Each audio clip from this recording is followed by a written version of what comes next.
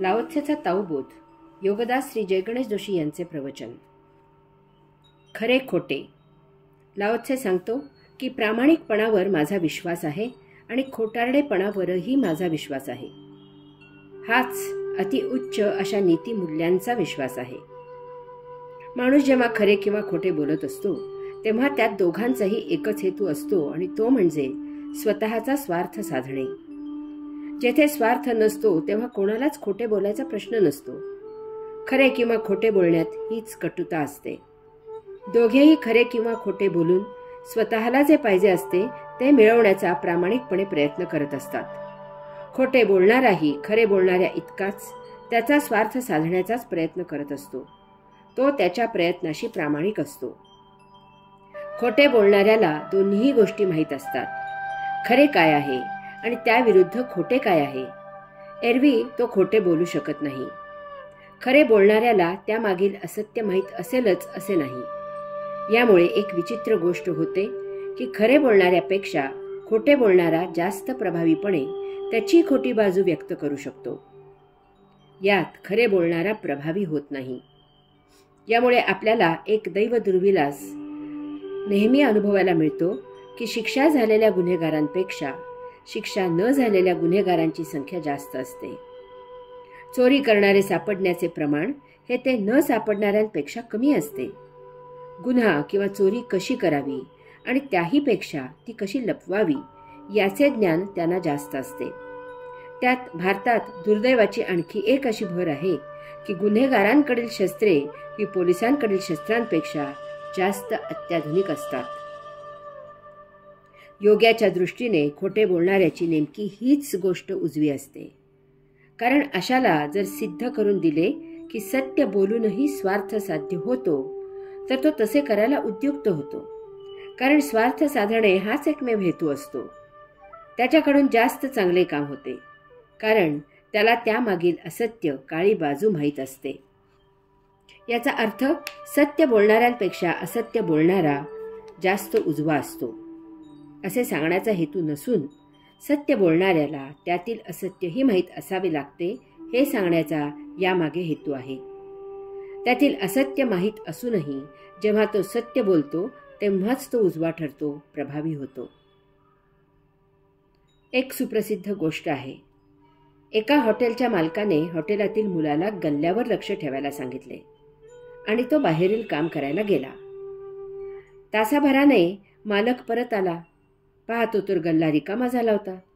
मालकाने त्या मुलाला त्याचा जाब विचारल्यावर तो मुलगा म्हणाला, मालक, मी अगदी बरोबर लक्ष ठेवून होतो. तो अमुक आला आणि गल्ल्यातील सर्व पैसे घेऊन पळाला. मी स्वतः नीट लक्ष देऊन पाहत होतो. नुसती चांगली बाजू, एक बाजू माहीत असून उपयोग होत नाही. त्याची दुसरी विपरीत बाजूही माहीत असावी लागते. वर्तमानातील व्यग्रता.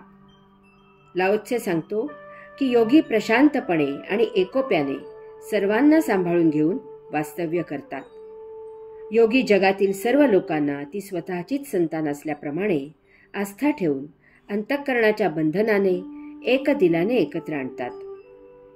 माणूस जर सदा व्यग्र असेल तर त्याच्याकडे वादविवाद चर्चा करायला फुरसत नसेल आणि इतकेच काय तर त्याच्याकडे संवाद साधायलाही वेळ नसेल. तो सतत कर्म करण्यात रत राहिला तरी कौटुंबिक, सामाजिक आणि जागतिक वाद टळतील. इतकेच काय तर व्यग्रतेमुळे माणूस मनातल्या मनात स्वतःशी जो सतत मानसिक झगडा करत असतो त्यालाही पायबंद राहील. तो मानसिक रुग्ण असणार नाही. याचबरोबर त्याच्याकडून ज्या नसत्या उचापती सुरू असतात त्याही बंद होतील. आपल्याला असेही आढळून येते की माणूस नेहमी गतकाळात घडलेल्या घटनांवर चर्वित चर्वण करत असतो.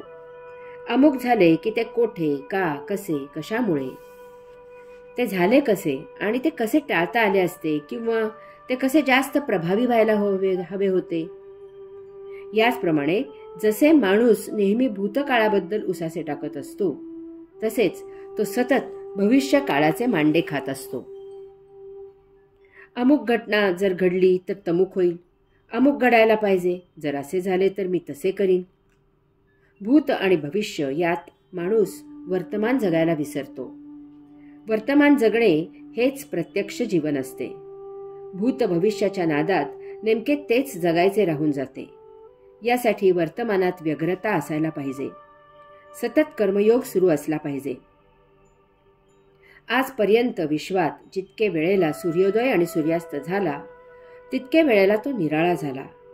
कारण एकच की सूर्य सतत कर्मयोगात रत असतो. प्रति क्षणाला 12 महिने 24 तास ऊर्जा प्रसवित असताना त्याला कसे उगवायचे आणि कसे मावळायचे याचा विचार करायला फुरसतच नसते. त्या योगे उगवायच्या क्षणी आणि मावळायच्या क्षणी त्याचे ते उगवणे आणि मावळणे नैसर्गिक होते आणि त्यामुळेच ते नित्य नूतन आणि विलोभनीय होते. माणसाने हे असे व्यग्र राहावे. त्याच्या आयुष्यातून वाद विवाद, भांडण, झगडा आणि विशेष करून अनावश्यक चर्चा नष्ट होतील. नियतीला अपेक्षित असा नैसर्गिक कर्मयोग प्राप्त होऊन भूत भविष्याचे मांडे खाण्यात जो वेळेचा अपव्यय होतो तो सत्कारणी लागेल. वाद विवाद, भांडण, झगडा, चर्चा न झाल्यामुळे त्याला प्रभुनाम घ्यायला भरपूर वेळ मिळेल. त्याची ताओ यात्रा आपोआप सहजच सुरू होईल आणि सुरू राहीलही. योगी हे असे आचरण करतात. वर्तमानात राहण्याची योग्यांना इतकी सवय लागते की त्यांच्यात योग ऊर्जा सतत जागृत राहून धगधगत असते. ते सदा सर्वस्वाच्या अतीत ध्यान समाधी अवस्थेतच प्रभुचरणी सेवेत रुजू असतात. त्यांच्या ताओ यात्रेत खंड नसतो. त्यामुळे हे हजरजबाबी असतात. साधकांना आलेल्या शंकांचे निरसन ते तेथल्या तेथे करतात. ही एक सिद्धी असते. हरि ओम.